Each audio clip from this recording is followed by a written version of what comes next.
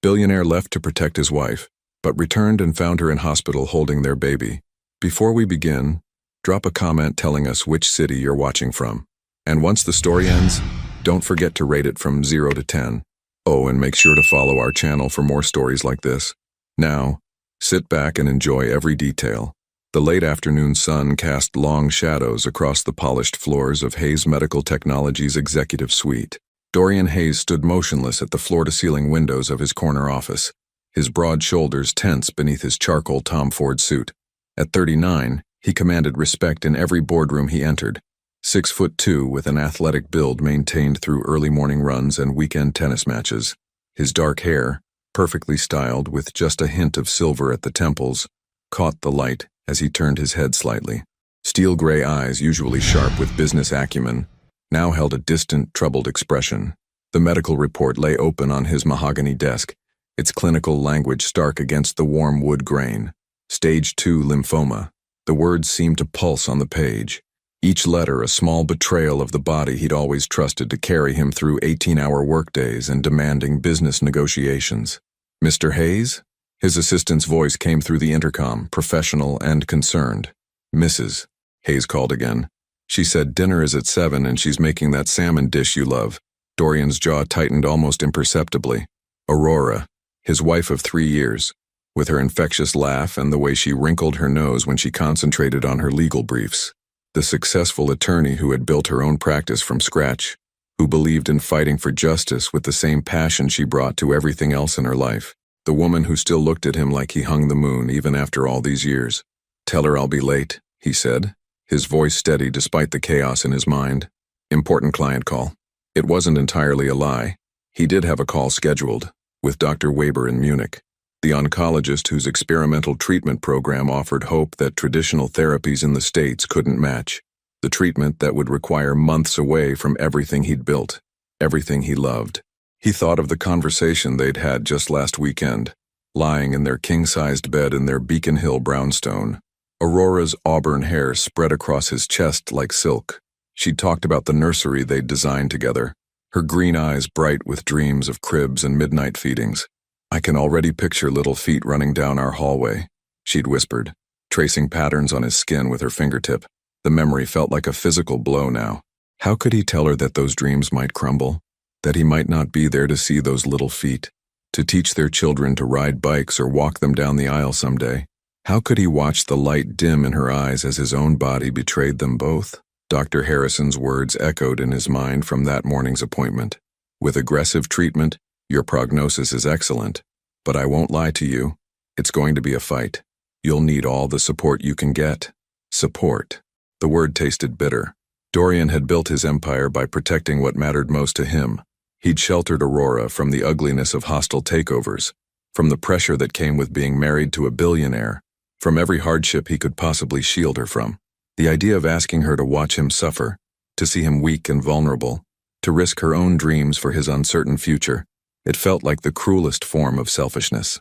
His phone buzzed with a text from Aurora. "Missing you already. Can't wait to hear about your day over dinner. Love you endlessly." The message was accompanied by a photo she'd taken that morning, herself in their kitchen, wearing his MIT t-shirt that hung loose on her petite frame, coffee mug in hand, sunlight streaming through the windows behind her. Her smile was radiant, unguarded, full of the future she believed they'd share together. Dorian set the phone down with hands that trembled almost imperceptibly. A plan was already forming in his mind, each step calculated with the same precision he brought to billion-dollar acquisitions. If he could beat this thing in Germany, really beat it, he could come back to her whole, healthy, ready to give her everything she deserved. And if he couldn't, well, at least she'd be free to build the life she'd always dreamed of, without the shadow of his illness hanging over her happiness. He picked up his phone and dialed Dr. Weber's number. When the familiar German accent answered, Dorian's voice was resolute. "Doctor, I'm ready to begin treatment. How soon can you have me in Munich?" As arrangements were made and timelines discussed, Dorian's gaze drifted to the framed photo on his desk. Their wedding day, Aurora laughing as he dipped her during their first dance, her white dress flowing around them like captured starlight. Neither of them could have imagined that love would one day require such an impossible sacrifice. He would leave her everything, the house, the accounts, The security she'd never have to worry about again. He'd craft a lie that would hurt her now but save her from years of potential heartbreak. It was, he told himself, the most loving thing he could do. But as the call ended and silence settled over his office once more, Dorian Hayes, the man who had conquered every challenge the business world could throw at him, felt something he'd never experienced before. The devastating weight of a decision that might destroy the very thing he was trying to protect. What he didn't know was that life had already planted its own surprise, growing quietly within the woman he was preparing to leave behind. A secret that would change everything, even if he wouldn't discover it for months to come. What would you have done in Dorian's position? Told the truth or tried to protect the person you love most? Aurora Castellano Hayes sat at the kitchen island of their Beacon Hill brownstone, her laptop open to a complex contract negotiation, but her attention kept drifting to the untouched salmon dinner growing cold on the marble countertop. The grandfather clock in the hallway chimed 11 times, each note echoing through the house like a countdown to something she couldn't name. At 28, Aurora possessed the kind of beauty that commanded attention without trying. Porcelain skin that flushed easily when she laughed, long auburn hair that caught light like autumn leaves, and emerald eyes that could dissect a legal argument as easily as they could melt Dorian's defenses. Tonight those eyes held worry as she traced the rim of her wine glass with one manicured finger, the deep burgundy liquid untouched. Her phone buzzed, finally, but instead of Dorian's name, it was her law partner, Isabel. Still at the office? Isabel's voice carried concern. You've been working insane hours lately. Just waiting for Dorian, Aurora replied, closing her laptop with a soft snap. Another late night for him. Big client call with Germany, apparently. There was a pause. Aurora, you sound tired. When's the last time you two had a real conversation? The question hit deeper than intended. Aurora thought of the past few weeks. Dorian's distracted silences during dinner, the way he'd started taking calls in his study with the door closed, the subtle but persistent distance she'd attributed to work stress. We're fine, she said, though the words felt hollow even to her. Just busy season. After hanging up, Aurora padded upstairs to their master suite, her bare feet silent on the hardwood floors. The room was exactly as she'd left it that morning. Egyptian cotton sheets still rumpled from sleep, Dorian's cologne lingering in the air, his coffee cup forgotten on the nightstand next to a stack of medical journals she'd assumed were for his company's latest software development. She picked up one of the journals, flipping through pages of oncological research and treatment protocols. Strange reading for a software mogul, but Dorian had always been thorough in understanding the medical field his technology served. The sound of his key in the front door sent relief flooding through her. She hurried downstairs, finding him in the foyer, his normally impeccable appearance slightly disheveled, his tie hung loose, his hair mussed as if he'd been running his hands through it. Hey, she said softly, approaching him with the smile that had first caught his attention at a charity gala 3 years ago. Rough day? Dorian's steel-gray eyes met hers for a moment before looking away. Something like that. His voice carried a weight she'd never heard before, distant and carefully controlled. Aurora reached up to straighten his tie, a gesture as natural as breathing after 3 years of marriage. But Dorian stepped back slightly, the movement so subtle she might have imagined it if not for the cold space it created between them. I saved you dinner, she offered, searching his face for clues to the stranger standing in their foyer. Your favorite. Thought we could eat together and you could tell me about this German client that's keeping you so busy. I'm not hungry. The words came out sharper than intended, and she saw him wince at his own tone. Sorry. It's been a long day. They stood in silence for a moment, the weight of unspoken words filling the space between them. Aurora felt something shifting, like the moment before an earthquake when birds fall silent, and the air itself seems to hold its breath. Dorian, what's going on? She kept her voice gentle, non-threatening. You've been different lately. Distant. If there's something wrong, nothing's wrong. The lie came too quickly, too rehearsed. Just business pressures. You know how it is. But she didn't know. In 3 years together, Dorian had never shut her out like this. He'd shared his fears about quarterly reports, his frustrations with board meetings, his excitement about new innovations. This wall he was building felt foreign and impenetrable. Over the next few days, the distance only grew. Dorian left earlier for work and came home later. Their usual Sunday morning routine of pancakes and newspaper reading became a silent affair, with him scrolling through his phone while she pretended to read the lifestyle section. Even their physical intimacy changed. His kisses felt like goodbyes. His embraces carried a desperate quality that left her more confused than comforted. The breaking point came on a Friday evening. Aurora had planned a romantic dinner, complete with candles and the bottle of wine they'd been saving from their honeymoon in Tuscany. She'd even left work early, something that rarely happened during a major case. Dorian arrived home to find her waiting in an emerald dress that matched her eyes, her hair swept up in the elegant style he'd once said made her look like a movie star from the golden age of Hollywood. "What's all this?" he asked, but there was no warmth in his voice, only wariness. "I thought we could reconnect," she said, moving to embrace him. "It feels like we're ships passing in the night lately." He allowed the embrace but didn't return it, his body rigid against hers. "Aurora, we need to talk." The words every wife dreads. She felt her heart begin to race as they sat across from each other at their dining room table, the romantic setting suddenly feeling like a stage set for a tragedy. "I've been thinking about our future," Dorian began, his businessman's composure firmly in place. "About what we both want from life." "Okay," she said carefully, studying his face for any hint of the man she'd fallen in love with. "I don't think I want children anymore." The statement hit her like a physical blow. They'd talked about children countless times. Names they liked, how they'd decorate a nursery, whether their kids would have his eyes or her stubborn streak.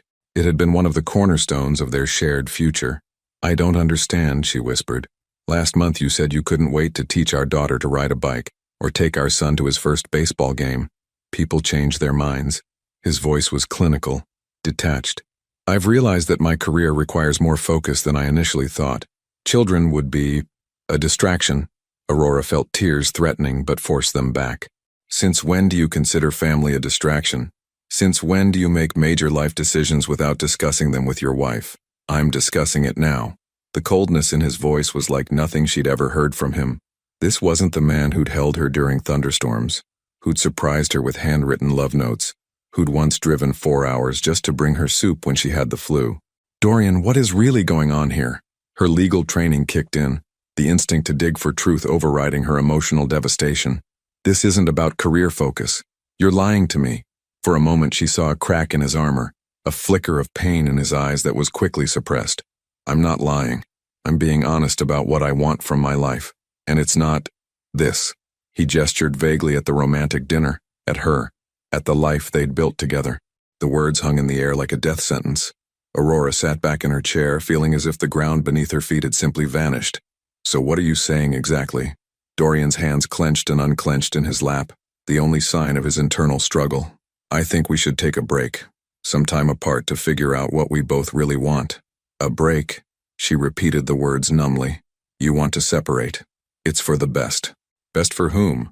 He didn't answer, and in that silence Aurora felt her marriage crumbling around her like a house of cards caught in a sudden wind. The future she'd imagined, their children's laughter filling these rooms, growing old together, building something beautiful and lasting, vanished in an instant. What she didn't know was that even as her heart shattered, new life was already growing within her, a secret that would soon change everything. The morning light filtered through the sheer curtains of their bedroom, casting ethereal patterns across the unmade bed. Aurora hadn't slept. She'd spent the night curled on her side of the mattress, listening to Dorian's restless movements, the way he'd gotten up 3 times to pace the hallway, the soft sound of him making coffee at 4 a.m. Now she watched him pack, not the casual overnight bag he took on business trips, but the large leather suitcase his mother had given him for their first anniversary. He moved with mechanical precision, folding shirts with military corners, arranging toiletries in neat rows. Each item placed felt like another nail in the coffin of their marriage. "How long?" she asked, her voice hoarse from the tears she'd finally allowed herself to cry in the shower. Dorian's hands stilled on a stack of sweaters. "I don't know." "That's not an answer." Aurora sat up in bed, pulling the silk sheet around her like armor. "A week? A month? Are you planning to come back at all, or should I call my lawyer now?" The mention of divorce made him flinch visibly. "Aurora, please. This isn't what I want." "Then don't do it." She scrambled to her knees, desperation making her voice crack. "Whatever this is about, we can work through it. That's what marriage means, Dorian. We face things together." He turned away from her, focusing intently on zipping the suitcase. "Some things are better faced alone." "Like what?" What could possibly be so terrible that you'd rather destroy our marriage than tell me the truth? For a moment she thought he might break. His shoulders sagged and she could see the internal war playing out in the set of his jaw, the way his fingers gripped the suitcase handle until his knuckles went white. But then the mask slipped back into place, and when he faced her again, his expression was carefully neutral. "I've already transferred money to your account," he said, as if discussing a business transaction. "Enough to cover the house, your expenses, whatever you need. The deed to the brownstone is in your name now. You won't have to worry about anything financial." The clinical nature of his words felt like slaps. "I don't want your money, Dorian. I want my husband back. This is who I am now." Aurora studied his face, the sharp cheekbones she'd traced with her fingertips countless times, the mouth that had whispered promises and declarations of forever, the gray eyes that had once looked at her like she was his entire world. Now those eyes held nothing but carefully constructed emptiness. "I don't believe you," she whispered. "The man I married wouldn't abandon his family like this. He wouldn't run when things got difficult. Maybe you never really knew me at all." The words hit their target with devastating accuracy. Aurora fell back against the pillows, feeling as if he'd reached into her chest and squeezed her heart until it stopped beating. Dorian picked up his suitcase and walked to the door, pausing with his hand on the frame. For a heartbeat, Aurora thought he might turn around, might drop the pretense and tell her what was really happening. Instead, he spoke without looking at her. "I'm sorry, Aurora, for all of it." And then he was gone, leaving behind only the faint scent of his cologne and the echo of 3 years of shared dreams crumbling into dust. Aurora heard his car start in the driveway, the sound of the engine fading as he drove away from the life they'd built together. She pulled the covers over her head and let herself break completely, sobbing until her chest ached and her throat was raw. The weeks that followed blurred together in a haze of legal consultations, concerned calls from friends, and sleepless nights spent staring at her phone, hoping for a text that never came. Aurora threw herself into work with the single-minded focus of someone trying to outrun their own thoughts. She took on new cases, worked 18-hour days, and ignored the worried looks from Isabel and the rest of her team. It was 3 weeks after Dorian left that her world tilted again. Aurora sat in Dr. Martinez's office, staring at the ultrasound image in her trembling hands. The black and white swirls resolved into something unmistakably human, a tiny form with an oversized head and delicate limbs, floating in the protective darkness of her womb. "Based on the measurements, I'd say you're about 6 weeks along," Dr. Martinez said gently, her kind eyes taking in Aurora's shell-shocked expression. "This would put conception around, let me see." She consulted her calendar. Mid-February? Mid-February. 2 weeks before Dorian's sudden personality change. 2 weeks before their marriage imploded. Aurora's hand moved unconsciously to her still flat stomach, where their child was growing, completely unaware that their father had walked away before he even knew they existed. "Are you all right, dear?" Dr. Martinez asked, noting Aurora's pallor. "I know unplanned pregnancies can be overwhelming, but it wasn't unplanned," Aurora interrupted, her voice barely above a whisper. "We wanted this. We've been trying for months." The past tense felt like swallowing glass. Dr. Martinez's expression softened with understanding. "And your husband? How is he taking the news?" Aurora looked down at the ultrasound again, at the miracle she'd dreamed of sharing with the man who'd promised to love her forever. "He doesn't know yet." That night, Aurora sat in their empty house, her house now, according to the papers Dorian's lawyer had delivered, holding the ultrasound photo like a lifeline. She'd called his office, but his assistant said he was unavailable indefinitely. She'd tried his cell phone dozens of times, but it went straight to voicemail. She'd even swallowed her pride and called his mother in Connecticut. But Helen Hayes claimed she hadn't heard from her son either. It was as if Dorian had simply vanished from the earth, leaving behind only the devastating wreckage of their marriage and a bank account that felt more like blood money than support. Aurora placed the ultrasound on the kitchen counter and stared at it for a long time. Their baby, growing inside her while she grieved the loss of the man she'd thought she'd spend forever with. The cruel irony wasn't lost on her. She was carrying the child they'd both wanted so desperately, but she was facing the future as a single mother. She picked up her phone and dialed Dorian's number one more time, listening to it ring before his voicemail picked up. His recorded voice, warm and familiar, felt like a ghost reaching across an impossible distance. "Hi, you've reached Dorian Hayes.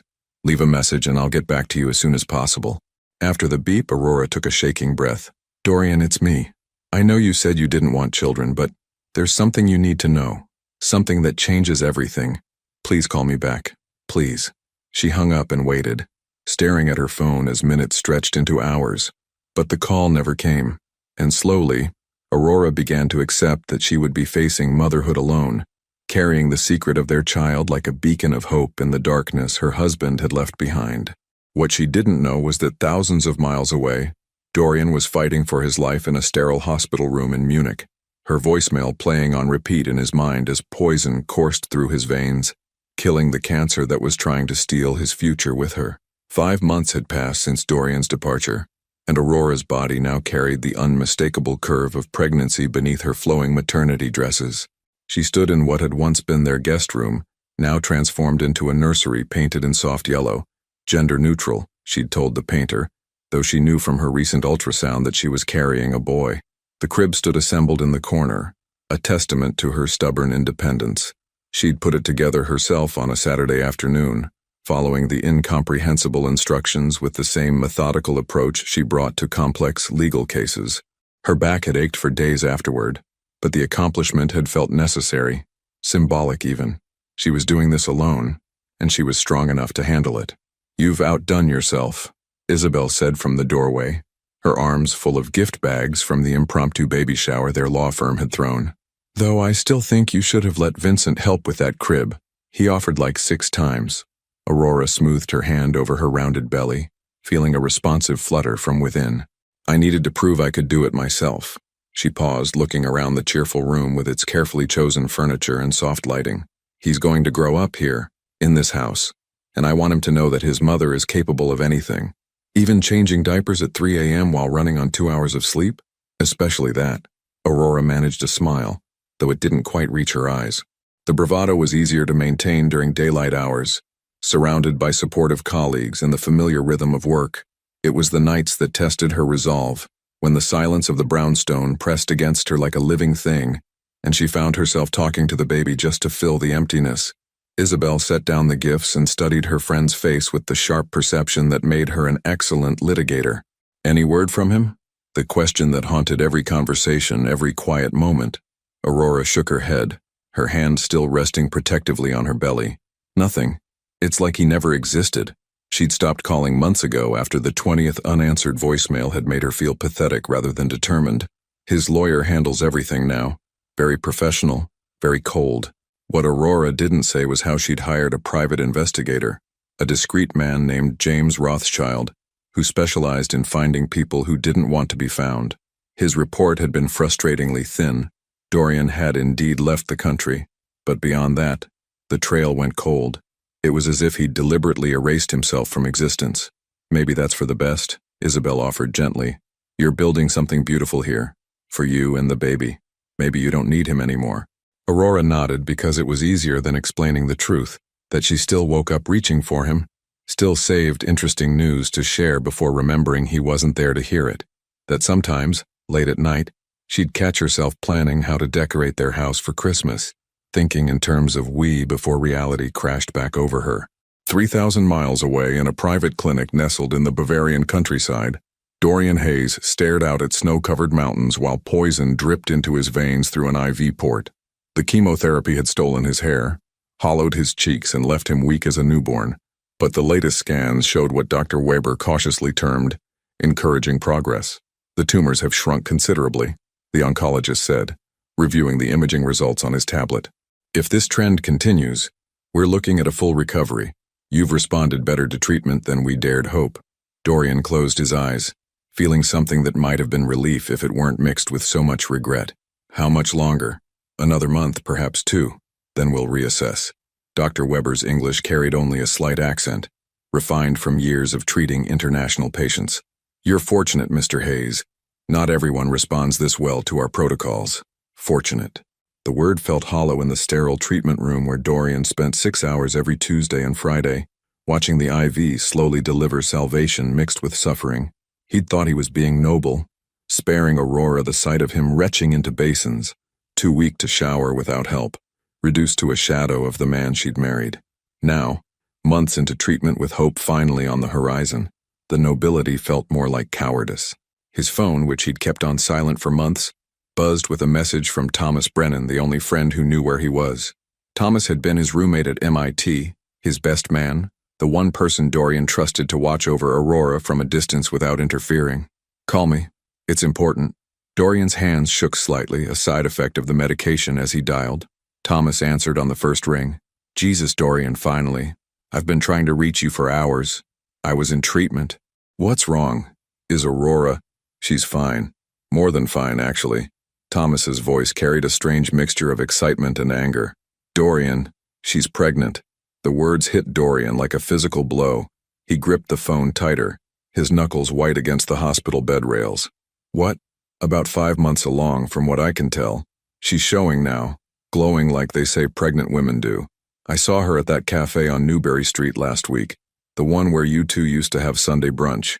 She was with her law partner talking about nursery colors and baby names."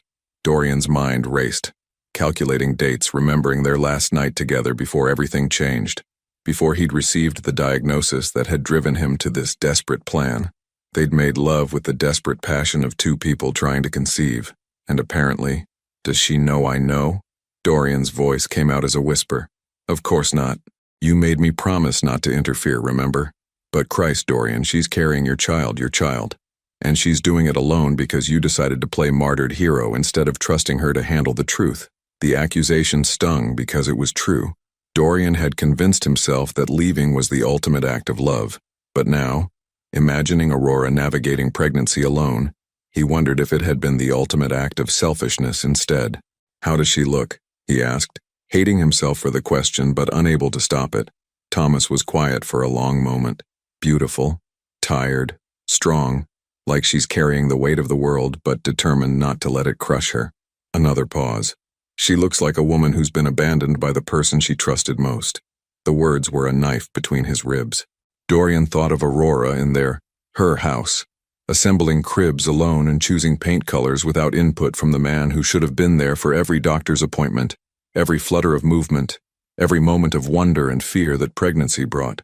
"I'm getting better," Dorian said suddenly. "The treatment is working. Dr. Weber thinks full recovery is possible." "That's wonderful news. Now what are you going to do about it?" Dorian looked around the treatment room, at the IV pole that had been his constant companion, at the window that showed a world he'd removed himself from out of fear and misguided protection. For the first time in months he allowed himself to imagine going home, to imagine Aurora's face when she saw him, to imagine holding his child. "I don't know if she'll forgive me," he admitted. "You'll never know unless you try." "But Dorian," Thomas's voice turned serious, "don't wait too long. She's building a life without you. Every day you stay gone makes it harder to find your way back." After hanging up, Dorian sat in the gathering darkness of his hospital room, one hand pressed against his chest where his heart hammered with a mixture of hope and terror. Somewhere across the ocean, Aurora was preparing for the birth of their child, a child who would inherit his eyes, her stubborn streak, and the complicated legacy of a father who'd loved them enough to leave, but maybe, if he was very lucky, not too much to return. The contractions started at 3 in the morning on a rain-soaked Tuesday in November. Aurora had been working late in her home office, reviewing depositions for a custody case that hit too close to home, when the first wave of pain gripped her lower back like an iron fist. She'd known this day was coming, had packed her hospital bag weeks ago, but nothing could have prepared her for the reality of labor beginning in the echoing silence of her empty house. No husband to time contractions, no partner to drive her to the hospital when the pain became too intense to ignore. Just her, the baby, and the weight of doing this alone. By dawn, Aurora was in the delivery room at Massachusetts General Hospital, gripping Isabel's hand while Dr. Martinez monitored the baby's heartbeat. The labor had progressed quickly, too quickly, according to the concerned murmurs between the medical staff.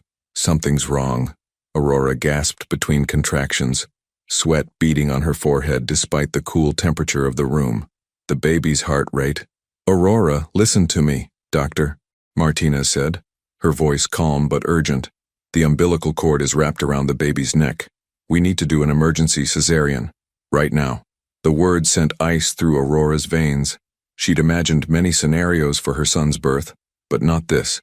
Not the rush of surgical masks and bright lights. not the desperate efficiency of a medical team fighting to save both their lives. "Is he going to be okay?" she whispered as they wheeled her toward the operating room. "Please tell me he's going to be okay. We're going to take excellent care of both of you," Dr. Martinez assured her. But Aurora caught the worried glance she exchanged with the anesthesiologist. The surgery felt both endless and instantaneous. Aurora drifted in and out of consciousness, aware of tugging sensations and muffled voices discussing blood pressure and oxygen levels. Then suddenly, a cry, strong and indignant and absolutely perfect. "It's a boy," someone announced, and Aurora felt tears streaming down her face as she heard her son's first protest at being thrust into the bright, cold world. They placed him on her chest for a brief moment, tiny and wrinkled and impossibly beautiful, with a shock of dark hair and unfocused eyes that she somehow knew would turn gray like his father's. Then he was whisked away to be checked and cleaned while Dr. Martinez worked to repair the damage the difficult birth had caused. "He's perfect," the pediatrician assured her later, as Aurora held her son properly for the first time. 7 pounds, 2 ounces. All his reflexes are normal. His breathing is strong. "You did beautifully, Aurora." Aurora stared down at the baby nestled against her chest, marveling at his perfect tiny fingers, the way his rosebud mouth moved in his sleep, the impossible softness of his skin. "Hello, Gabriel," she whispered, testing out the name she'd chosen months ago. Gabriel Hayes, because even though his father had abandoned them, the baby deserved to carry that connection. "He looks just like you described Dorian," Isabel said softly from her chair beside the hospital bed. "The strong jaw, the way he furrows his brow when he sleeps." Aurora's heart clenched at the observation.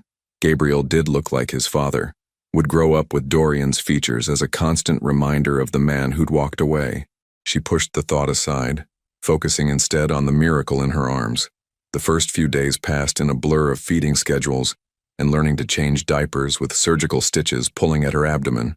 Aurora had expected the recovery to be difficult, but the pain that gripped her side 3 days after Gabriel's birth was different, sharper, more urgent. "It's likely an infection," Dr. Martinez explained after examining her. "Sometimes the incision site doesn't heal as cleanly as we'd like. We're going to keep you here for a few more days, monitor you closely. But Gabriel is fine. He can stay with you, of course. We just need to make sure you're healing properly." What should have been a quick recovery stretched into a week, then 10 days. Aurora's body seemed determined to fight the healing process, her incision becoming inflamed despite antibiotics, her pain levels spiking when she tried to do too much too soon. "You need to rest," Isabel insisted, watching Aurora try to pace the hospital room while Gabriel slept in his bassinet. "Let your body heal. Let the nurses help." "I can't," Aurora said, her voice tight with exhaustion and frustration. "I'm his mother. I'm supposed to take care of him, not lie here useless while other people—" "You're not useless. You're recovering from major surgery while caring for a newborn. Give yourself some grace." But grace felt like a luxury Aurora couldn't afford. Every day in the hospital was another day of mounting bills despite the insurance, another day away from work, though her partners had assured her the firm would survive her absence. Another day of feeling like she was failing at the one thing that mattered most, being Gabriel's mother. 3,000 miles away, Dorian stood in Dr. Weber's office, staring at scan results that showed no trace of cancer in his system. 6 months of treatment had achieved what they'd barely dared hope for: complete remission. "You're free to go home, Mr. Hayes," Dr. Weber said, with the satisfaction of a man who'd helped perform a minor miracle. "Continue with the medication regimen for another month, but as far as I'm concerned, you've beaten this thing."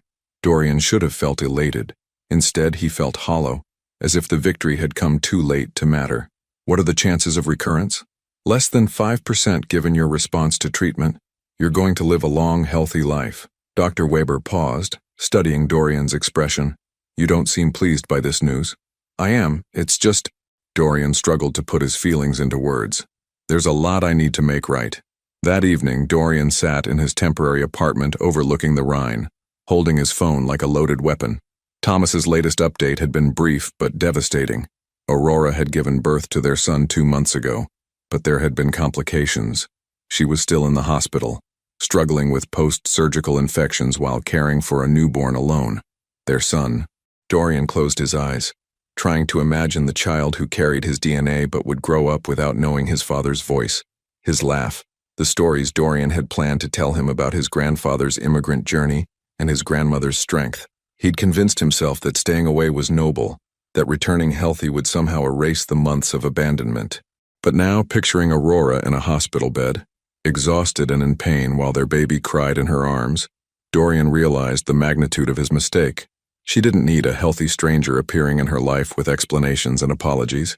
She needed the partner who should have been there all along, holding her hand through labor, learning to change diapers, sharing the profound terror and joy of becoming parents together. Dorian picked up his phone and, for the first time in 10 months, dialed Aurora's number. It went straight to voicemail. Her phone was probably dead or forgotten in the chaos of new motherhood. But this time, instead of hanging up, he left a message. "Aurora, it's me. I know I have no right to call after all this time, but I heard about the baby, about Gabriel." His voice broke on their son's name. "I'm coming home. I know you probably don't want to see me, and I understand if you never forgive me for leaving, but I'm coming home, and I'm going to spend the rest of my life making this right. I love you. I never stopped loving you." He hung up and booked the first flight to Boston, his hands shaking as he typed in his credit card information. Outside his window, the Rhine flowed steadily toward distant seas, carrying his reflection toward a future he could only hope he wasn't too late to reclaim. The fluorescent lights of Massachusetts General Hospital buzzed overhead as Dorian walked down the maternity ward corridor, his dress shoes clicking against the polished linoleum with each deliberate step. He'd flown through the night, landing at Logan Airport as dawn broke over Boston Harbor, and had come straight here without stopping at a hotel or even changing clothes. His reflection in the elevator's polished steel doors showed the toll of the past 10 months. He was leaner now, his face more angular, his dark hair shorter than Aurora had ever seen it. The expensive suit hung differently on his frame, tailored for a man who no longer existed. But his eyes, those steel gray eyes that Aurora had once said could see straight through to her soul, burned with a determination that had carried him through months of chemotherapy and across an ocean. Room 412. The number Thomas had given him seemed to pulse like a heartbeat as he approached. Through the partially open door, he could hear a soft voice singing, Aurora's voice, though it was different now, gentler somehow, wrapped around a lullaby he didn't recognize. Dorian paused at the threshold, his hand raised to knock, and caught his first glimpse of his son. Gabriel was tiny, impossibly small, nestled against Aurora's chest as she swayed gently beside the hospital bed. Dark hair crowned his perfect head, and even from this distance Dorian could see the strong line of his jaw, the way his little fist curled with determined strength. His son, the child he'd dreamed of, feared for, and abandoned before he was even born. Aurora wore a simple hospital gown, her auburn hair pulled back in a messy bun that somehow made her look both exhausted and radiant. There were shadows under her emerald eyes that spoke of sleepless nights and pain medication, but as she looked down at Gabriel, her face held a serenity Dorian had never seen before, the profound peace of a mother completely devoted to her child. For a moment he simply watched them, this perfect tableau of the family he'd walked away from, the family he'd convinced himself he was protecting by leaving. The sight of them together, so complete, so self-contained, made him wonder if he'd been wrong to come back at all. Then Aurora's head turned toward the doorway, perhaps sensing his presence, and their eyes met for the first time in 10 months. The lullaby died on her lips. Gabriel stirred in her arms, making a small sound of protest at the sudden stillness. Aurora's face went through a series of emotions in rapid succession: shock, disbelief, something that might have been hope, and then a wall of protective anger that transformed her features into a mask Dorian didn't recognize. "Hello, Aurora," he said quietly, his voice rougher than he'd intended. She didn't respond immediately, just stood there holding their son, her body positioned as if she might need to shield Gabriel from whatever threat Dorian represented. When she finally spoke, her voice was steady but cold. "You're not supposed to be here." "I know." Dorian stepped into the room, moving slowly, his hands visible and unthreatening. "I know I'm the last person you want to see right now. Actually, you're not even on the list of people I want to see." Aurora's grip on Gabriel tightened protectively. "You gave up that right when you walked out on your pregnant wife." The words hit him like physical blows, but Dorian absorbed them, knowing he deserved far worse. "Aurora, please, let me explain." "Explain?" Her voice rose slightly, causing Gabriel to fuss. She immediately lowered it, but the fury remained. Explain how you decided I wasn't worth fighting for, how you concluded that I was too weak to handle whatever crisis made you run. Or maybe you'd like to explain how you left me to give birth to our son alone while you— What, Dorian? Found yourself? Had a midlife crisis? Decided you preferred a life without responsibilities? Each accusation was a knife twist, made worse by the fact that she was partially right. He had thought her too fragile to handle his illness, had decided unilaterally what she could and couldn't cope with. The arrogance of it, viewed from this sterile hospital room where she'd fought for both their lives while he was an ocean away, was staggering. It wasn't about you not being strong enough, he said, his voice barely above a whisper. It was about me not being brave enough. Aurora's eyebrows rose in disbelief. Brave enough for what? Dorian looked at his son, really looked at him, taking in every perfect detail. Gabriel had fallen back asleep against Aurora's chest, his tiny face peaceful and trusting. The sight gave Dorian the courage he'd been lacking for months. To tell you I had cancer. The words fell into the room like stones into still water, creating ripples of shock that seemed to change the very air between them. Aurora's face went white, her grip on Gabriel instinctively tightening as if she could protect him from this revelation retroactively. What? She breathed. Lymphoma. Stage 2. Dorian's hands shook as he spoke, the words feeling foreign after months of secrecy. I found out the day before I started acting differently. The day I came home late and couldn't eat dinner. Couldn't touch you without thinking about what it would do to you if I died. Aurora sank slowly into the chair beside her hospital bed, never loosening her hold on Gabriel. Cancer, she repeated, as if testing the word's weight. The doctors here gave me good odds, but there was an experimental treatment in Germany. Better success rates, faster recovery times. I thought— Dorian ran a hand through his hair, the gesture achingly familiar to Aurora despite everything that had changed. I thought if I could beat it there, I could come back to you whole, healthy, ready to give you the life we'd planned. So you decided to lie to me instead. Aurora's voice was deadly quiet. You decided to break my heart and abandon me rather than trust me to handle the truth. I was trying to protect you. From what? From being there when you needed me most. From fulfilling my marriage vows about sickness and health. Tears began to track down Aurora's cheeks, but her voice remained steady. You robbed me of the chance to fight for you, Dorian. You robbed me of the chance to support my husband through the scariest time of his life. And you robbed our son of having his father there from the beginning. The truth of her words hit Dorian like a physical assault. He'd been so focused on the potential pain of watching him suffer that he'd inflicted a different, deeper wound. The agony of abandonment, of feeling unloved and unwanted at the moment she needed him most. Did the treatment work? Aurora asked suddenly, her legal mind cutting through emotion to the facts. Yes, full remission. Dr. Weber says the chances of recurrence are minimal. She nodded slowly, processing this information. So you're healthy now, and you came back because I love you, because I never stopped loving you, not for a single day, because I made the biggest mistake of my life when I walked away, and I'm hoping, praying, that it's not too late to make it right. Aurora was quiet for a long moment, looking down at Gabriel's sleeping face. When she spoke again, her voice was thick with exhaustion and pain. He looks like you, she said simply. Everyone says so. Your eyes, your jawline, even the way he furrows his brow when he's thinking. And every time someone mentions it, it's like a knife in my chest because you weren't here to see it for yourself. Dorian felt tears he'd been holding back for months finally break free. Aurora, I went through 47 hours of labor alone, she continued, her voice growing stronger. I had an emergency cesarean because the cord was wrapped around his neck. I thought I might lose him, and I had no one to hold my hand or tell me it was going to be okay. Then I developed an infection that kept us here for 2 weeks, and I've been taking care of a newborn while recovering from major surgery, because the man who promised to love me forever decided I was too delicate to handle his problems. The litany of his failures hung in the air between them like an accusation that could never be fully answered. Dorian wanted to go to her, to drop to his knees and beg for forgiveness, but he could see the invisible barrier she'd erected around herself and their son. What do you want from me, Dorian? Aurora asked finally. What do you expect to happen now that you've waltzed back into our lives with your explanations and your apologies? It was the question he'd been asking himself for the entire flight from Munich. What did he want? What did he have the right to ask for? I want to be Gabriel's father, he said quietly. I want to hold my son and tell him stories and teach him to ride a bike. I want to take care of you while you recover, to make up for not being here when you needed me most." He paused, gathering courage for the most important words he'd ever spoken. "And if you'll let me, I want to spend the rest of my life proving that I'll never abandon our family again." Aurora studied his face for a long moment, searching for something he hoped she could find. Finally, she stood up, still holding Gabriel, and moved toward him.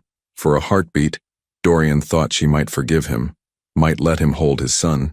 Instead, she stopped just out of reach and spoke words that shattered his heart all over again. "I don't know if I can trust you anymore, Dorian. You made a choice that broke us, and I don't know if we can ever be put back together." The silence that followed Aurora's devastating words stretched between them like a chasm. Gabriel stirred in his mother's arms, his tiny face scrunching up in preparation for what Aurora had learned to recognize as his hungry cry. The sound broke through the tension, reminding them both that whatever lay between them, this innocent child had needs that transcended their complicated history. "He needs to eat," Aurora said quietly, moving toward the small refrigerator where the nurses stored her pumped breast milk. But as she shifted Gabriel to one arm to open the door, a sharp pain shot through her incision site, causing her to gasp and nearly stumble. Dorian moved instinctively, his hands reaching out to steady her. "Let me help. I can manage," Aurora said through gritted teeth, but another wave of pain contradicted her words. "Aurora, you're clearly in pain. Please, let me at least—" Dorian reached for the refrigerator door, his movements careful and non-threatening. "You shouldn't be straining yourself." For a moment she looked like she might refuse on principle. But Gabriel's cries were growing more insistent, and the exhaustion etched in every line of her body was impossible to ignore. Reluctantly, she allowed Dorian to retrieve the bottle and warm it under the hot water tap. "Here," he said softly, holding out the bottle. "Is the temperature right?"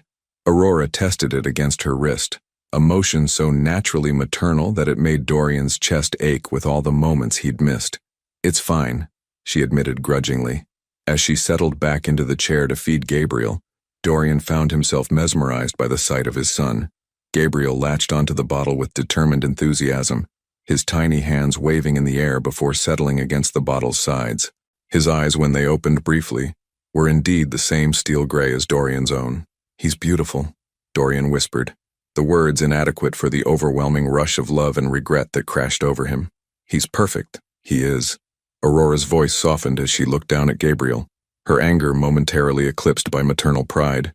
"He's been such a good baby, considering everything. The nurses say he's remarkably alert for his age." Dorian pulled a chair closer, not close enough to intrude but near enough to really see his son. "What's he like? His personality, I mean." The question seemed to catch Aurora off guard, as if she hadn't expected him to be interested in the details. "He's determined. When he wants something, he makes sure you know it. But he's also incredibly observant. Sometimes I catch him just watching everything around him, like he's trying to figure out how the world works." "He gets that from you," Dorian said with a small smile. "You always did that, study everything before making your move." Aurora glanced at him sharply, as if the casual intimacy of the observation was unwelcome. But there was something else in her expression too. A flicker of the connection they'd once shared, quickly suppressed but not quite fast enough to hide. Gabriel finished his bottle and immediately began the fussy movements that Aurora had learned meant he needed to burp. She lifted him to her shoulder, but the motion clearly caused her discomfort. "May I?" Dorian asked hesitantly, gesturing toward Gabriel. "I know I don't have any right to ask, but you're in pain, and he needs—" Aurora studied his face for a long moment, clearly warring with herself. Finally, she nodded curtly. "Support his head. He's still building his neck strength." The transfer of Gabriel from Aurora's arms to Dorian's happened slowly, carefully, with both parents holding their breath. The moment Gabriel's small weight settled against Dorian's chest, the world seemed to shift on its axis. This was his son, his child. The tiny human being he'd helped create carried half his DNA, would inherit his laugh, might someday have his stubborn streak or his analytical mind. Gabriel squirmed against Dorian's shoulder, then seemed to settle, as if recognizing something familiar in this stranger's touch. Dorian began the gentle patting motion he'd seen Aurora use, his large hand covering nearly half of Gabriel's tiny back. "Like this?" he asked, his voice thick with emotion. Aurora nodded, watching the interaction with an expression that was carefully neutral, but not entirely successful at hiding her own emotional response. "He likes it when you rub small circles, not just pat."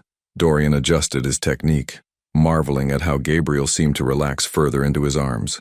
When the burp finally came, a surprisingly robust sound from such a small person, both parents laughed despite themselves, the tension breaking for just a moment. "He's strong," Dorian observed, feeling Gabriel's grip on his finger. "Look at that hold. The pediatrician says he's developing ahead of schedule. He's already tracking movement with his eyes, and yesterday he held his head up for almost 30 seconds during tummy time." Aurora's pride was evident, the professional accomplishments that had once defined her now secondary to these small, but momentous milestones. Dorian looked down at Gabriel, who had fallen asleep against his shoulder, tiny lips slightly parted in the trusting way of infants. The weight of what he'd missed, the first smile, the first time Gabriel had slept through the night, countless feedings and diaper changes and quiet moments of bonding, settled over him like a physical burden. "I'm sorry," he said quietly, the words directed as much to Gabriel as to Aurora. "I'm so sorry I wasn't here for any of this." Aurora was quiet for a long moment, watching her son sleep peacefully in his father's arms. When she spoke, her voice was carefully controlled but not without compassion. "He needs a father, Dorian. Despite everything that's happened between us, Gabriel deserves to have you in his life, but I need you to understand something." She paused, gathering her thoughts. "Trust isn't just something you can ask for and receive. It has to be earned back piece by piece, choice by choice, and right now, I don't know if you're capable of that kind of commitment." "I am," Dorian said immediately, then caught himself. "I mean, I want to be. I know I have to prove that to you. It's not just about wanting to be, Dorian. It's about being willing to stay when things get difficult. About choosing us even when it's scary or inconvenient or not what you planned." Aurora's voice grew stronger, more certain. "You left once because you thought you were protecting me. What happens the next time you decide you know what's best for our family without consulting me?" The question hung in the air like a challenge. Dorian knew that his answer would set the tone for whatever chance they might have at rebuilding their relationship. "You're right," he said finally. "I made decisions about our life, our family, without giving you a voice in them. I treated you like someone who needed protection instead of like my partner, my equal." He looked down at Gabriel, then back at Aurora. "I can't promise I'll never make mistakes again, but I can promise that I'll never make decisions about our family without you again. No matter how scared I am, no matter what I'm facing." Aurora studied his face, searching for something she wasn't sure she'd find. "Pretty words, Dorian, but words are easy. Actions are what matter." "Then let me show you," he said urgently. "Let me prove to you that I'm not the same man who walked away. Let me earn back your trust day by day, decision by decision." Aurora was quiet for a long time, her gaze moving between Dorian's face and Gabriel's sleeping form. Finally she spoke, her voice barely above a whisper. "I'm being discharged tomorrow. The infection has cleared enough that I can recover at home." She paused, clearly struggling with what she was about to say. "If you want to be Gabriel's father, you can visit. Supervised visits during the day while I'm there." It wasn't forgiveness, and it wasn't reconciliation, but it was a chance, a small, tentative opening in the wall she'd built around her heart. Dorian felt something that might have been hope unfurl in his chest. "Thank you," he said simply, meaning it with every fiber of his being. "Don't thank me yet," Aurora replied, taking Gabriel back from his arms with practiced ease. "Proving you've changed is going to be a lot harder than talking about it." As Dorian watched her settle Gabriel back into his bassinet, he realized she was absolutely right. But for the first time since he'd received his diagnosis nearly a year ago, he felt truly ready for the fight ahead. 3 weeks had passed since Aurora returned home from the hospital, and Dorian had kept his word about the supervised visits. Every morning at 10, he arrived at the brownstone with coffee from Aurora's favorite cafe on Newbury Street, the same place where Thomas had spotted her during her pregnancy, and spent 2 hours learning to be Gabriel's father under Aurora's watchful eye. Aurora had expected awkwardness, perhaps even incompetence from a man who'd built his fortune in boardrooms rather than nurseries. Instead, she found herself watching Dorian transform into someone she barely recognized. Patient where he'd once been demanding, gentle where he'd once been forceful, completely focused on Gabriel's needs rather than his own discomfort with the unfamiliar. "You're getting good at that," Aurora observed from her position on the living room sofa, where she was finally able to sit comfortably without wincing. She watched Dorian change Gabriel's diaper with the methodical precision he'd once applied to complex business negotiations.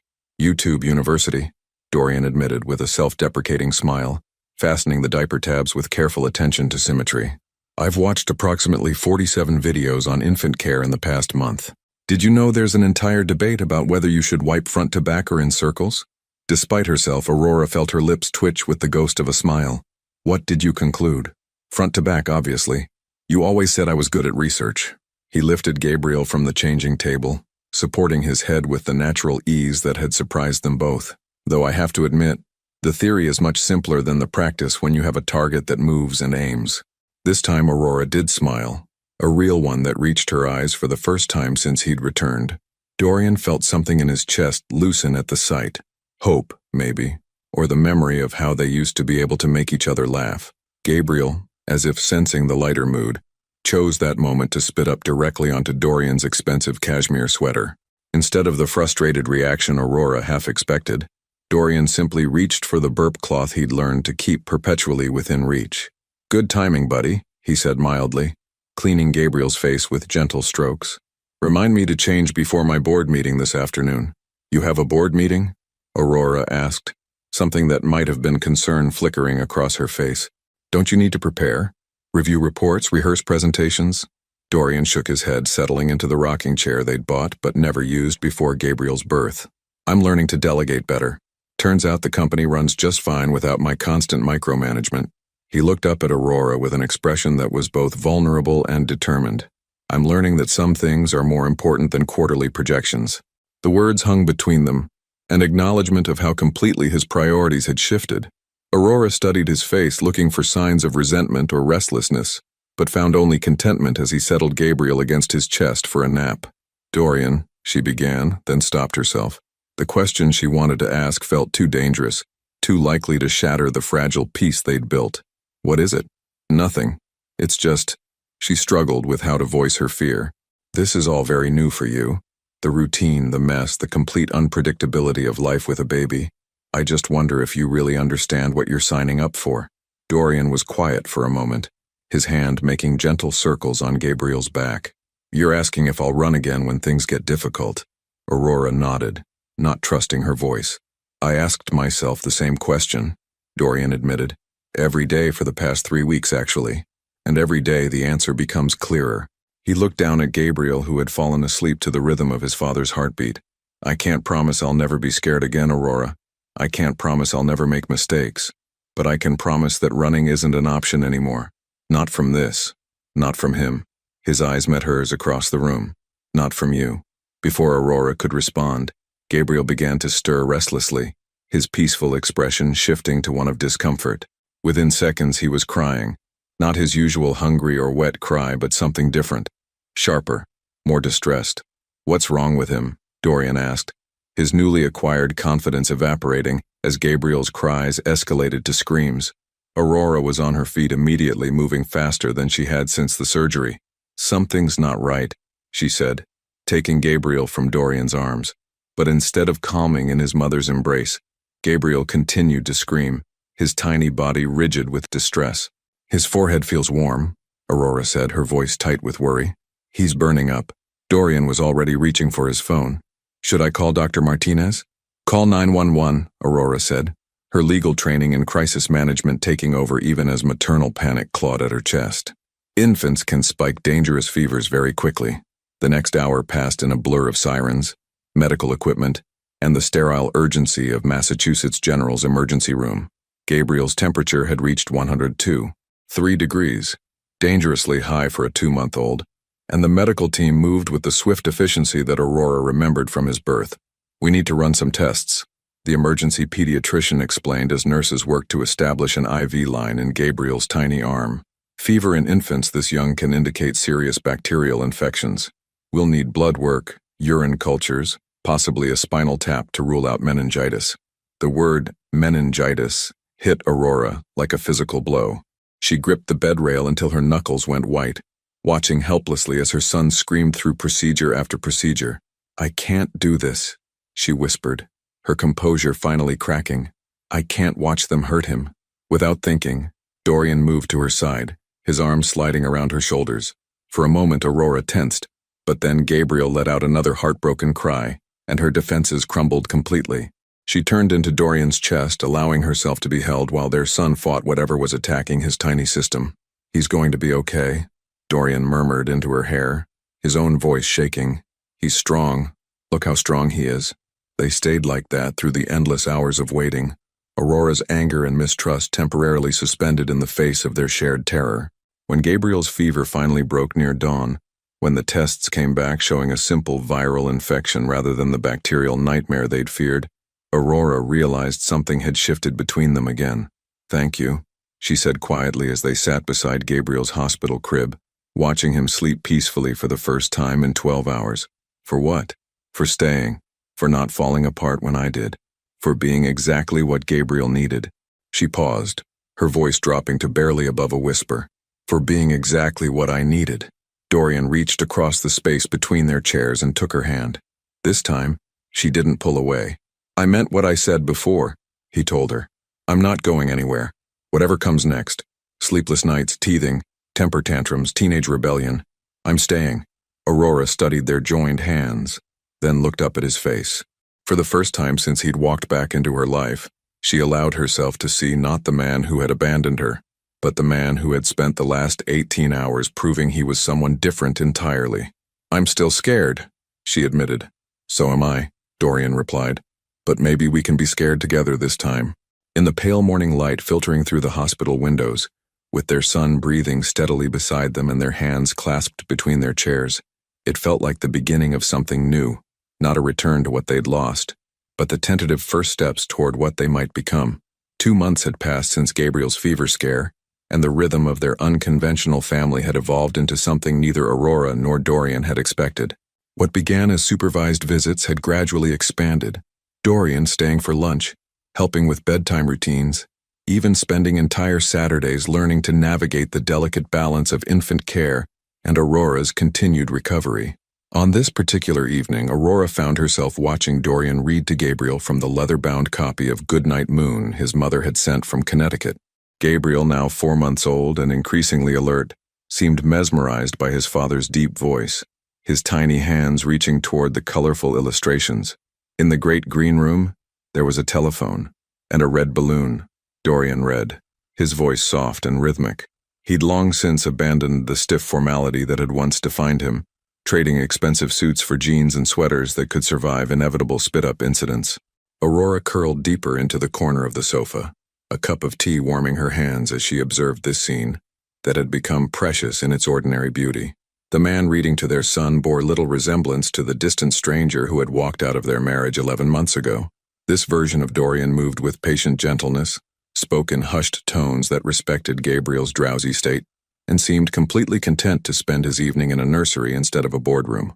"Good night, stars, good night, air, good night, noises everywhere," Dorian finished, closing the book softly.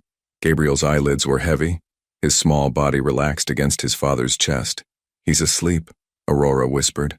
Dorian nodded, rising carefully from the rocking chair and moving toward the crib with the practiced ease of someone who'd learned to navigate parenthood through repetition and dedication. He lowered Gabriel onto the mattress with infinite care, covering him with the soft blue blanket Aurora's mother had knitted before his birth. They stood together beside the crib for a moment, watching their son sleep, both lost in the quiet wonder that still caught them off guard. Gabriel's face in sleep was peaceful and perfect, his dark lashes casting shadows on his cheeks, one tiny fist curled beside his face. "He's gotten so much bigger," Dorian murmured, reaching out to gently touch Gabriel's hand. "Look at those fingers. They're actually proportional now." Aurora smiled, remembering her own amazement at how quickly infants changed. "Dr. Martinez says he's in the 90th percentile for both height and weight. She thinks he's going to be tall like you. Good thing you bought those clothes in bigger sizes." Dorian's voice carried a warmth that made something flutter in Aurora's chest, the kind of intimate observation that came from paying attention, from being present for the small details that made up daily life with a baby. They moved quietly out of the nursery, leaving the door slightly ajar so they could hear if Gabriel woke.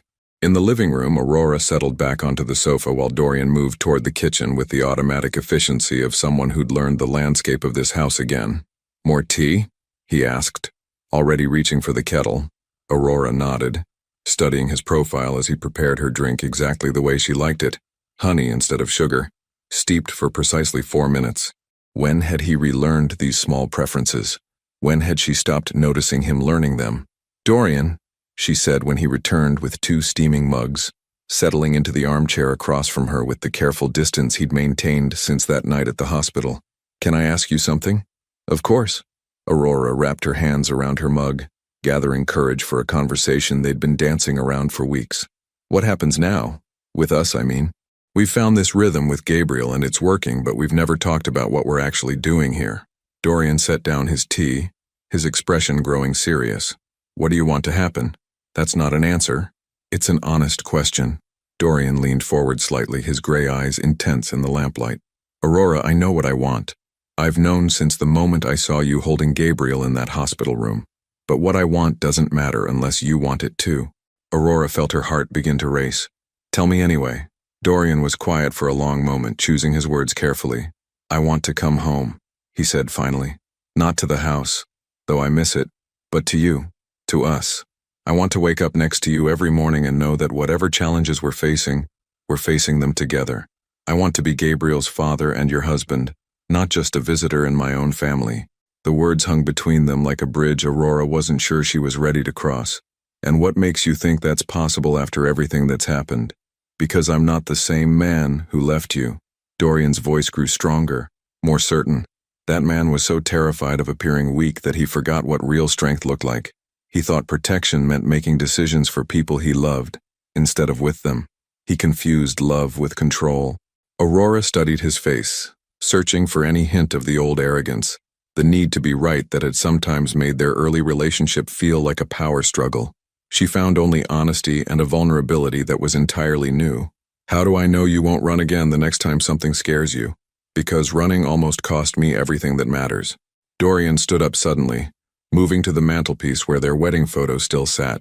Though Aurora had turned it face down months ago, he picked it up, studying the image of them dancing at their reception, young and certain that love would be enough to conquer anything.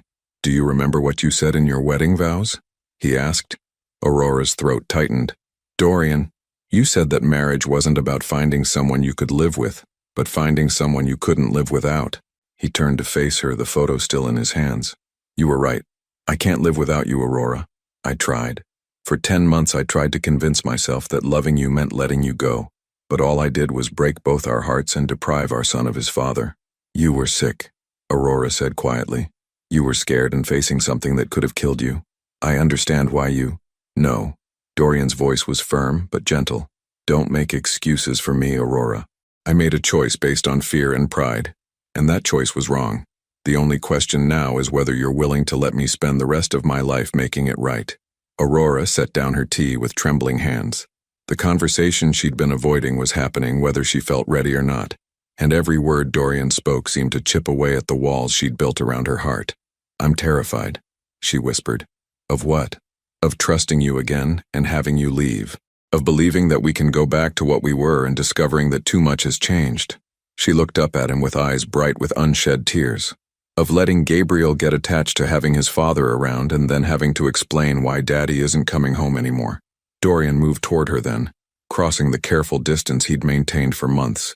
He knelt beside the sofa, close enough to touch but still giving her space to pull away if she needed to. "We can't go back to what we were," he said softly. "That couple was naive about how hard life could get.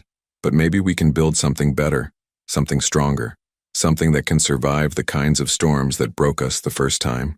Aurora looked down at him, this man who had once commanded boardrooms and now spent his evenings reading bedtime stories, who had once made unilateral decisions and now asked for her input on everything from Gabriel's feeding schedule to his own business meetings. "I love you," she said suddenly, the words escaping before she could stop them.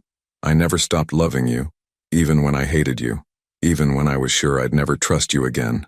But love wasn't enough the first time, Dorian. How do I know it will be enough now?" Dorian reached out slowly, giving her time to pull away, and took her hands in his. "Because this time we know what it cost to lose each other. This time we know that the biggest risk isn't being vulnerable. It's trying to protect ourselves from vulnerability and destroying everything in the process." In the quiet of their living room, with their son sleeping safely upstairs and the weight of months of separation finally beginning to lift, Aurora found herself looking into the face of the man she'd married, and seeing not just who he'd been, but who he could become, who he'd already started to become. If we do this, she said slowly, if we try to rebuild our marriage, it has to be different. No more unilateral decisions. No more protecting me from things you think I can't handle.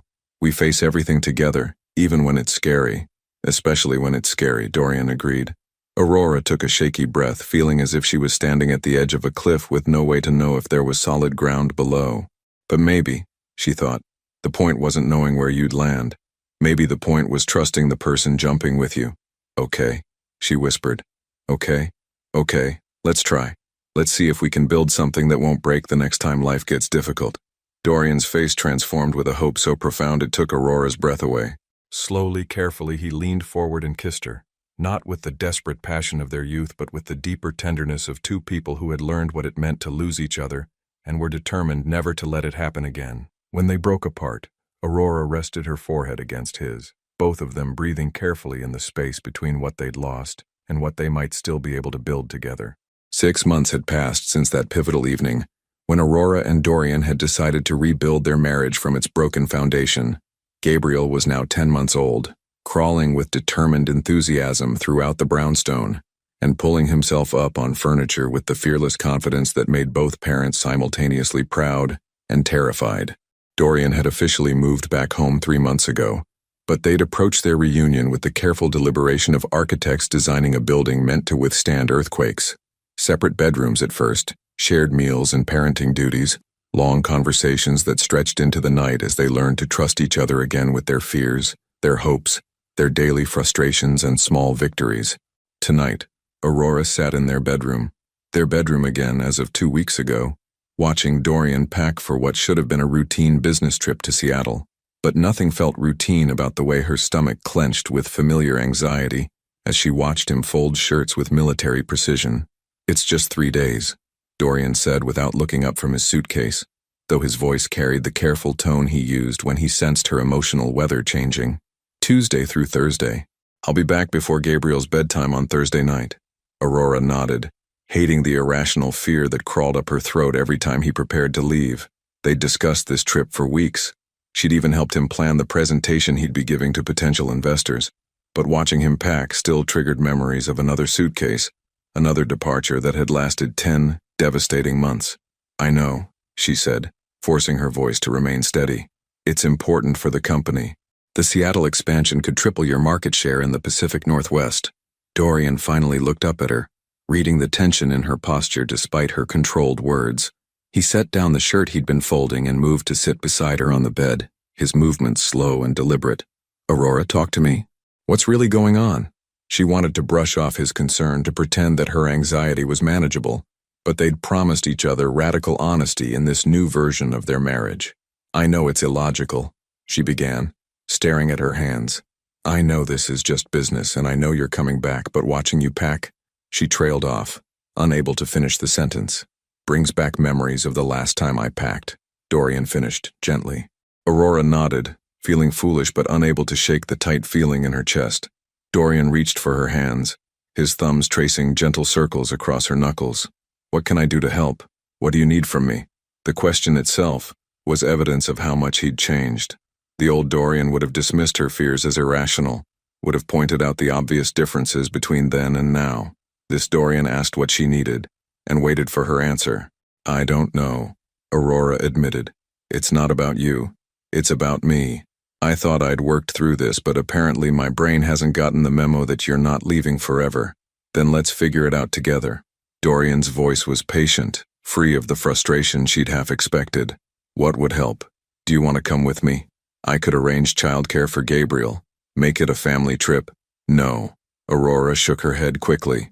I have the Morrison custody hearing on Wednesday. I can't leave. Then what, phone calls, video chats? I could call every few hours. Dorian. Aurora looked up at him, seeing the genuine concern in his gray eyes. You don't have to manage my anxiety for me. I just need to work through it. But I want to help. If there's something I can do to make this easier.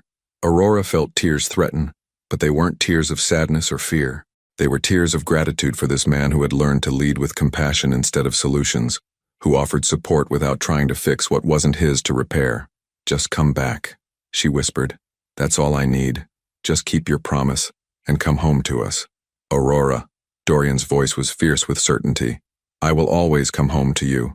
Even if the plane is delayed, even if the meetings run long, even if Seattle falls into the ocean, I will always find my way back to you and Gabriel. Before Aurora could respond, the baby monitor on their nightstand crackled with the sound of Gabriel stirring in his crib. His sleep schedule had been erratic lately, a combination of teething and the cognitive leaps that his pediatrician assured them were normal but exhausting. I'll get him, Dorian said, but Aurora was already standing. Let me. I could use the distraction.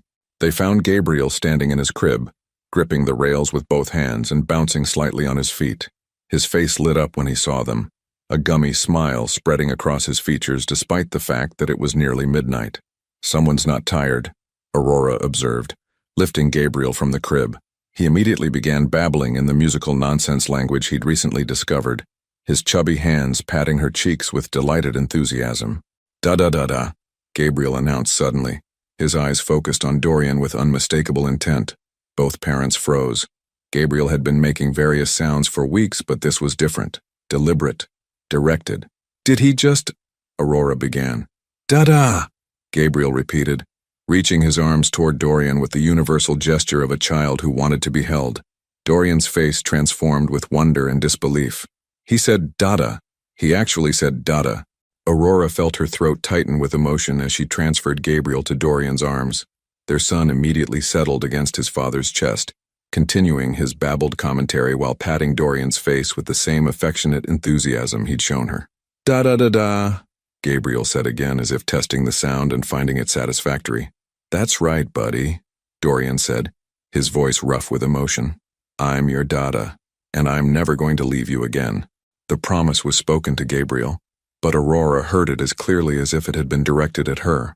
Watching Dorian hold their son, seeing the absolute devotion in his face, feeling the solid presence of the family they'd rebuilt from ashes, Aurora felt her anxiety finally begin to loosen its grip on her chest. He's going to say Mama next, Dorian said confidently, bouncing Gabriel gently.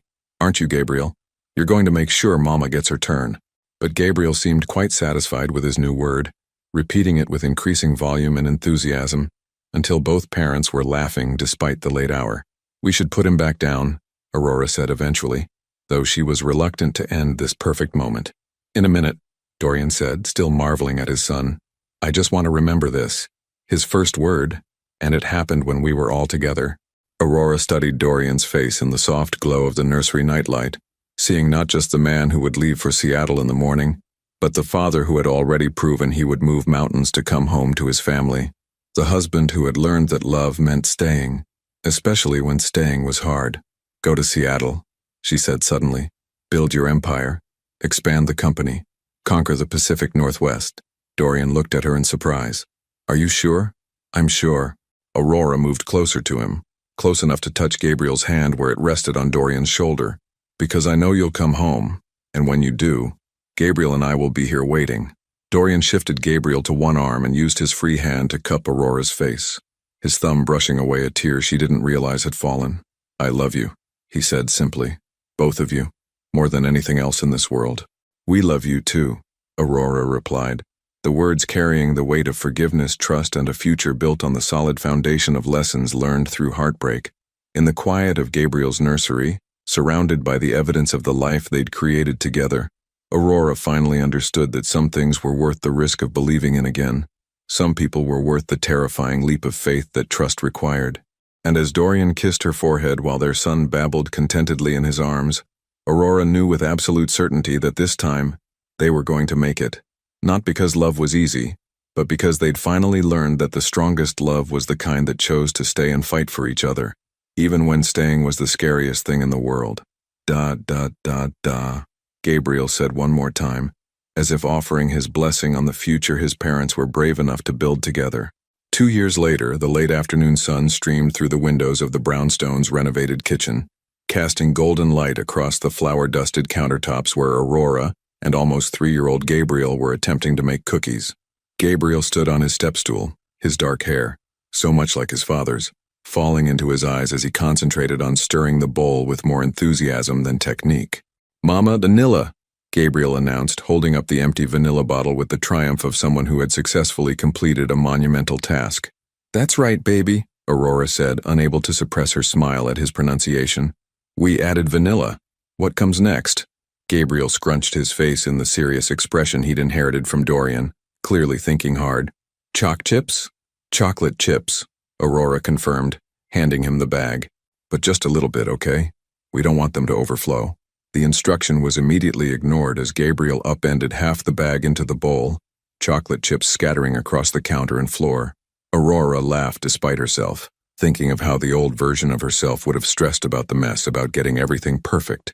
This version of herself, older, wiser, softened by the kind of joy that came from surviving the worst and choosing to embrace the beautiful chaos of family life, simply grabbed a handful of the scattered chips and tossed them playfully at Gabriel.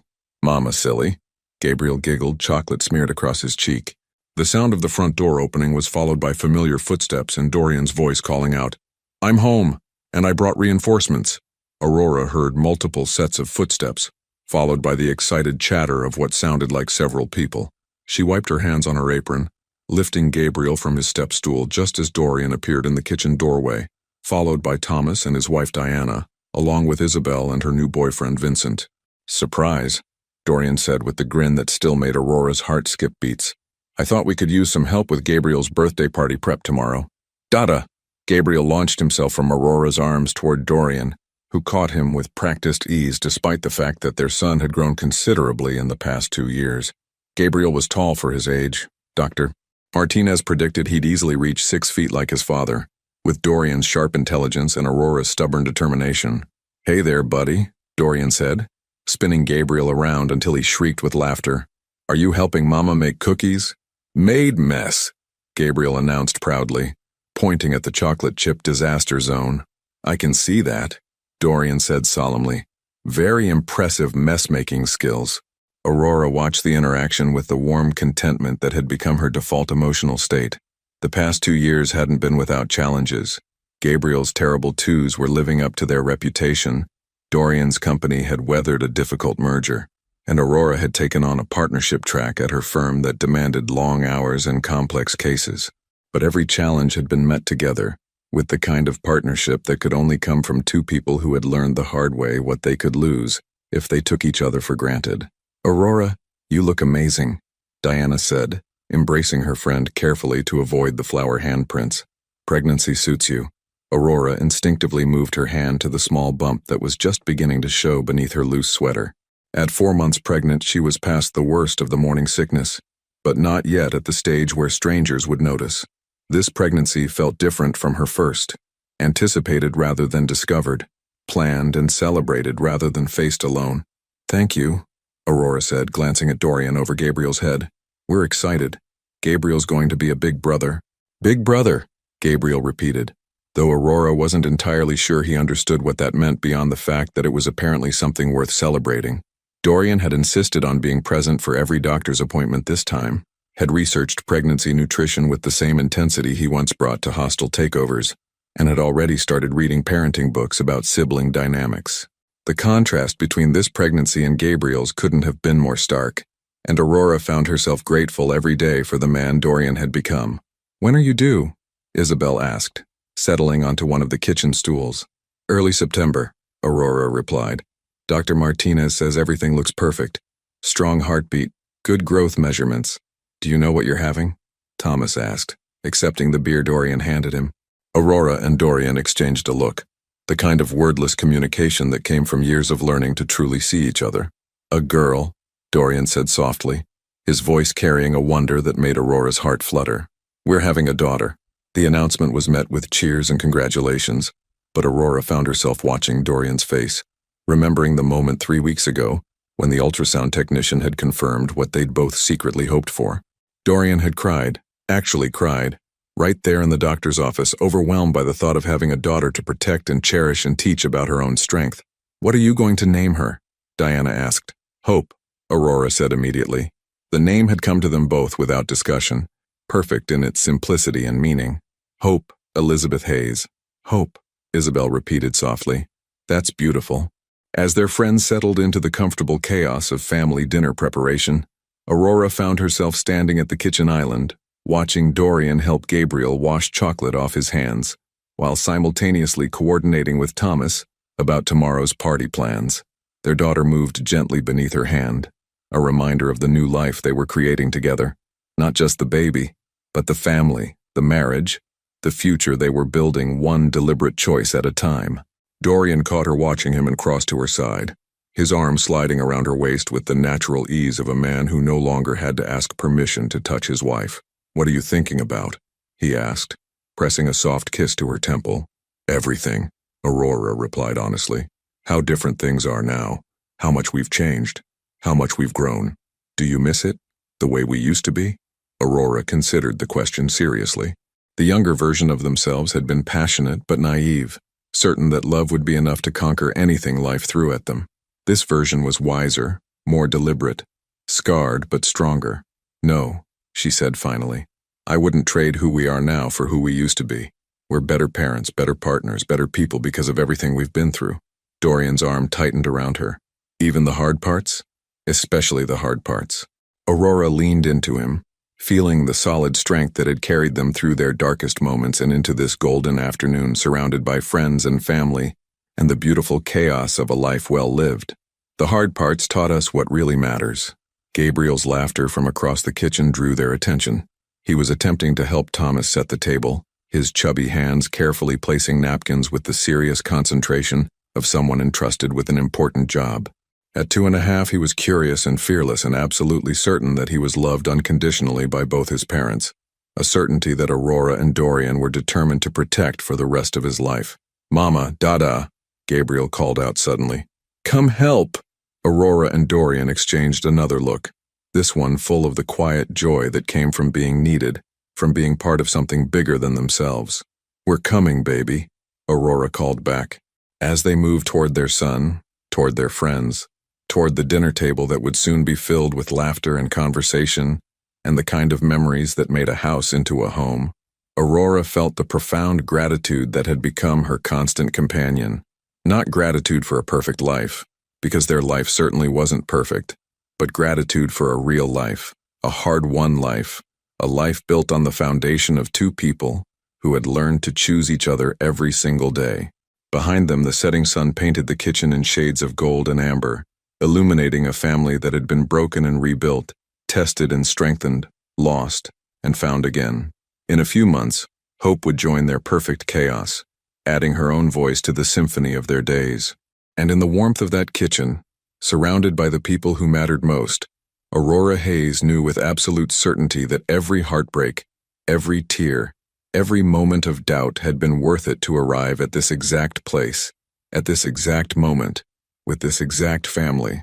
Some love stories ended with happily ever after, but the best ones, Aurora had learned, ended with happily ever working at it. And that, she thought, as Gabriel's laughter filled the air and Dorian's hand found hers, was so much better than any fairy tale. Would you have found the courage to rebuild after such devastating betrayal? Or would you have chosen to start fresh with someone new? Your participation means a lot to the channel. Please share your thoughts in the comments. Thank you for watching. If you enjoyed the story, please subscribe to our channel and leave a comment below letting us know what you thought. Your feedback and support mean a lot to us. Stay tuned for more exciting stories.